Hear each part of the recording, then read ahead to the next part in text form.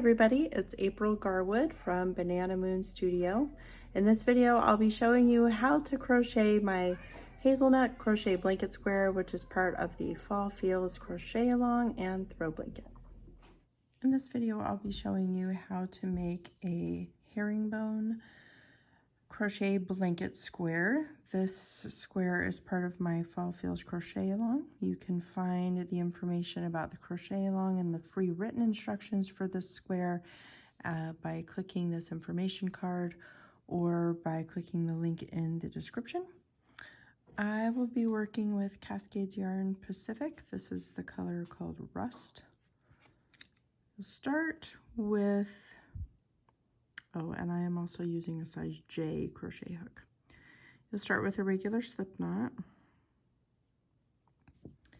And then the square begins, this portion up here is instructions about special stitches we're going to use for this square, but the instructions for the actual square begin here with chain 35. So I will go ahead and do that.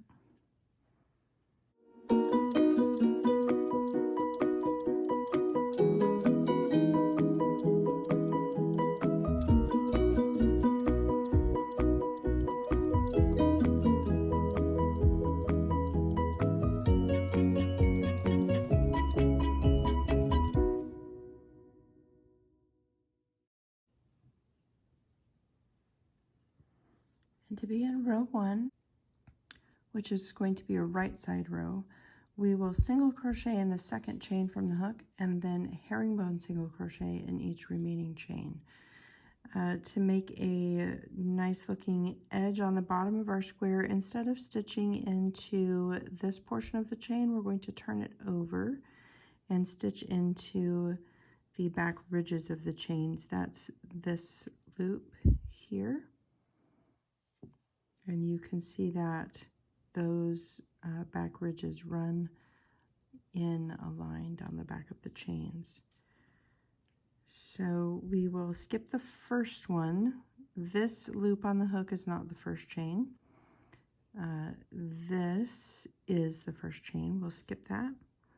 And we are going to go into this chain and do a standard single crochet. And then the herringbone single crochet that we will work across the rest of the chain is done by first inserting the hook in this left vertical bar of the stitch we just made, and then into the next chain. And then we pull up a loop under that chain and then yarn over and pull through all 3 loops. Again, we're going to go under the left vertical bar of the stitch we just finished, into the chain, and pull up a loop. Now, this loop that I just pulled up, that's going to become the left vertical bar that I need to go under for my next stitch. So instead of tightening that loop down like so, loosen it up a little bit so that it is going to be easier to get into. At this point, yarn over and pull through all 3 loops. And one more time, we'll go under that left vertical bar, into the next chain, yarn over and pull up a loop, and then yarn over and pull through all 3, and I'll do that all the way across the chain.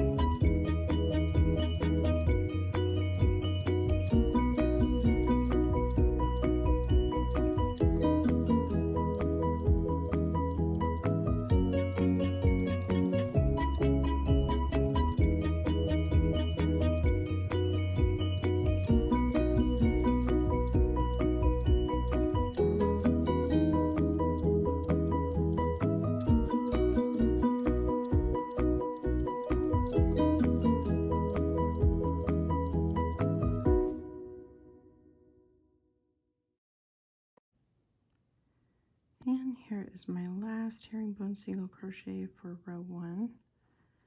If you are thinking you might need it working in this new and different stitch, don't hesitate to use a stitch marker in the first stitch of each row if that would help you find where to end your rows. So for row 2, we will chain 1 and turn. Now, our wrong side rows are going to be a little bit different. We're going to bring our yarn in front of our hook, and we're going to be working a reverse single crochet in the first stitch. And we're going to do that by going into the stitch backwards. Now, this looks like it might be the 2 loops at the top of our stitch, but if we turn slightly, we can see actually that the top of our stitch is here. So make sure you work under these 2 loops, not these 2. So we're going to go in our stitch from back to front and pull up a loop to the back and yarn over and pull through both loops. That's reverse single crochet. I'll show you that again. Yarn to the front, hook through the stitch from back to front, pull up a loop to the back, and then yarn over and pull through both loops. I'm going to undo this second one. I wanted to show you twice how to do that, but our second stitch in this row is actually going to be a reverse herringbone single crochet, which we have here, reverse HSC in each remaining stitch across. So the way we do that is we're going to go under this vertical bar right here of the stitch we just finished, and then we're going to go back to front through the next stitch and pull up a loop to the back and yarn over and pull through all 3 of those loops. Again, you're going to go under this vertical bar. I'm trying to make sure you can see it there. Under that vertical bar, back to front through the stitch, yarn over and pull up a loop to the back and yarn over and pull through all 3. I'll pull my light a little bit closer here to make sure that as I'm showing you where that vertical bar is, you can see it. So one more time, yarn to the front. The vertical bar that we're working into, it's this right here. So you're going to go under that first and then back to front through the next stitch, and then yarn over and pull up a loop to the back and yarn over and pull through all 3 loops. So that's the reverse herringbone single crochet. We're going to work that stitch all the way across.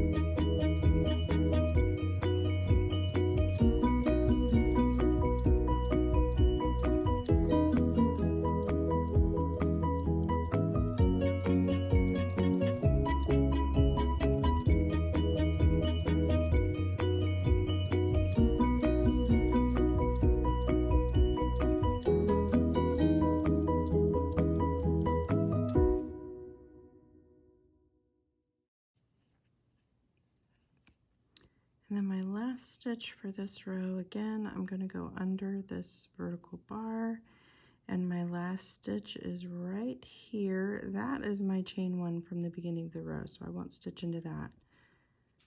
I'll go under this one, pull up to the front, and yarn over and through all three. So that finishes row 2. So now we can get a good look at what this stitch pattern is going to look like. When I look at my right side rows going this way, you can see that I have these diagonal lines that come together.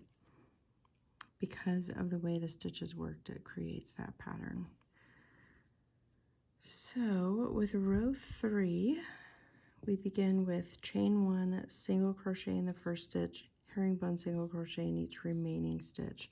This is just like row 1, except that we are working into stitches instead of chains. So we have 2 loops here that look like they could be the top. We also have 2 loops here that look like they could be the top. When we're working right side rows, it's going to be these 2 loops that are closer to us. We also have 2 loops here that look like maybe they could be the top, but they're not, okay? So this diagonal bar that's going across, we're not working, that is not the top of our stitch, okay? So we are going to be going under these 2, and we start with a standard single crochet in our first stitch, and then under that left vertical bar of the stitch we just made, into the next stitch, and pull up a loop. Keep that loop loose so it's not tight to get into, and then yarn over and pull through all 3. So we're going to be working this herringbone single crochet all the way across this row. And then we alternate repeating rows 2 and 3 for pattern. So row 2 is the one I showed you where we had to work strangely by working back to front. And then row 3 is the one I'm doing now, where we are working in this herringbone single crochet all the way across. So you alternate repeating those 2 rows to make this square. And then once you've worked a total of 24 rows, you won't fasten off. That's when we're going to work a single crochet around the edges so that it's easy to attach as part of our blanket. So I'm going to keep crocheting and finish my 24 rows, and then I will come back and show you how to crochet that single crochet edging. I've finished my 24 rows of herringbone single crochet stitch, and I'm ready to work the single crochet edging around the side. As we start this, we want to be looking at the right side of the square, and that means we want to be looking for this texture where we have these diagonal lines. This is the wrong side. This is not the texture we want to be looking at when we start our edging. So you want to be looking at this side, and your working loop should be over here because you just finished this wrong side row.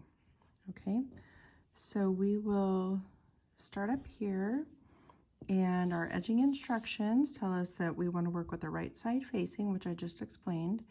And we're going to start with a chain 1. Then we're going to single crochet together over the first 2 stitches. So we'll go into our first stitch and pull up a loop, and we'll go into the next stitch and pull up a loop, and then we'll yarn over and pull through all 3 of those loops. Then we have this repeat: single crochet in the next 2 stitches, single crochet 2 together over the next 2 stitches, and we'll do that 8 times. So I will single crochet in this stitch and in this one, and then I'll do that decrease again. Into the stitch, pull up a loop, into the next stitch, pull up a loop, and then yarn over and pull through all 3 loops. Then I'll single crochet again in 2 stitches, 1 and 2, and then that decrease one more time. We'll go into the next stitch and pull up a loop, and into the next stitch and pull up a loop, and then we'll yarn over and pull through all 3 loops. Okay, so I'll repeat that all the way across.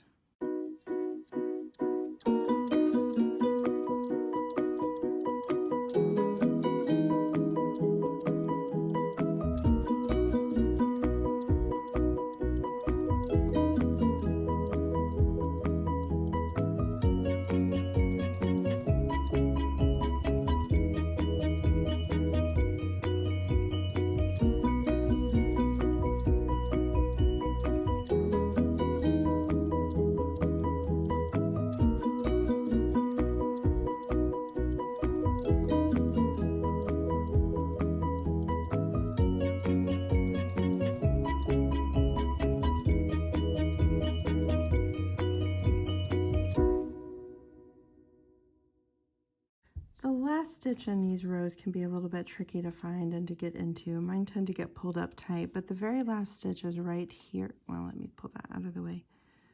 It wants to keep falling. The last stitch is right here, okay?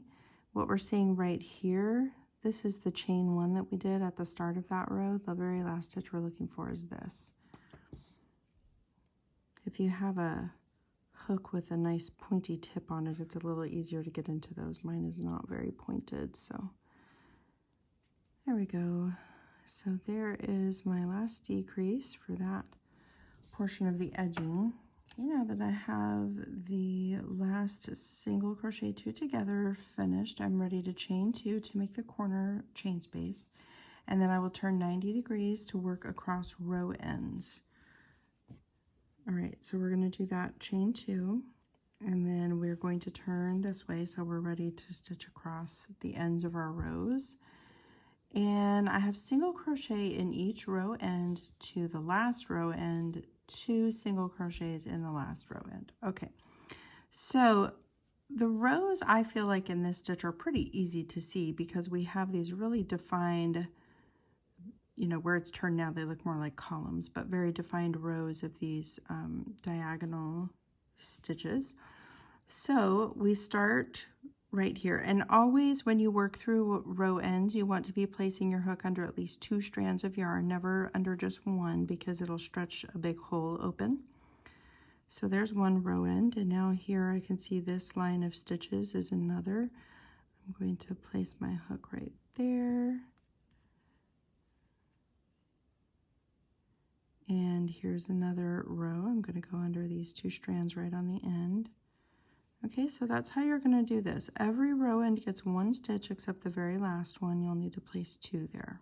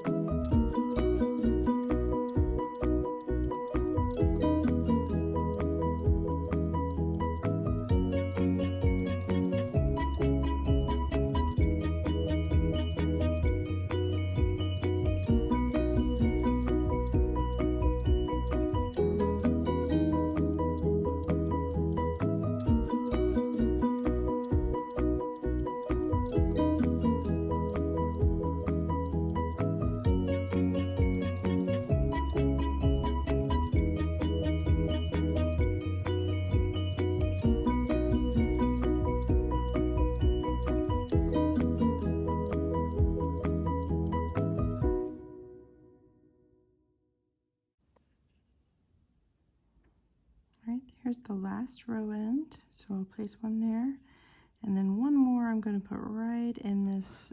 This was my first chain along my foundation row. I'm going to put it right there in the corner, and you can go back and count if you're not sure that you got them all right. You should have 25 along this side. So I've shown you the first 2 edges. At this point we put our 2 single crochet in the last row end.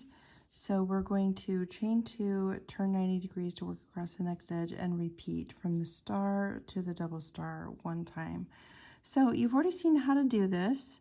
I am going to do that chain 2 and then start right here with a single crochet 2 together. And I'm just going to be repeating what I already did on the first 2 edges. So go ahead and work that repeat, and then we will touch base when we are finished, almost finished with the edging.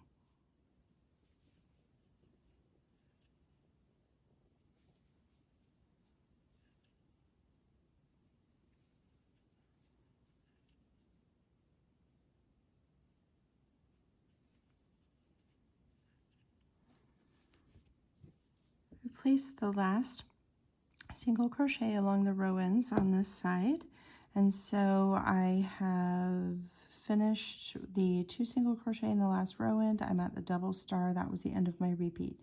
So now I will half double crochet in the first stitch to join, and the reason for that, instead of a chain 2 and slip stitch, is just for consistency with our other squares. So there's that, and I am ready to fasten off my first hazelnut crochet blanket square. Okay, so now your square is ready for weaving in ends and then joining into your square, into your blanket, sorry, when we get to that part. Thank you very much for watching this video. If you are looking for all the information about the Fall Feels Crochet Along or the free pattern for this and the other squares in the blanket, you can click this information card up here, or you can find the link in the description for this video. I hope that you all have a lovely day. Bye.